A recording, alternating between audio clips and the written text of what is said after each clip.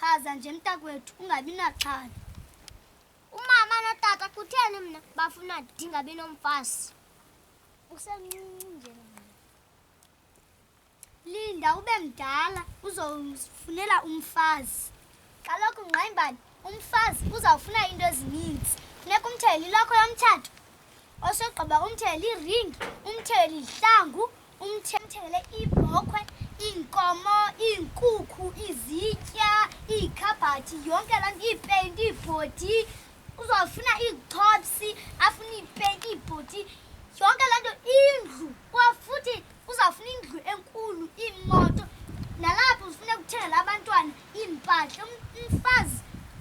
Umfazi ufuna iinto ezinintsi Ngqayimbani. Yho! Hayi! Uyandixaka umfazi. Andisafuni totos, andisamfuni. Kanti nje umfazi?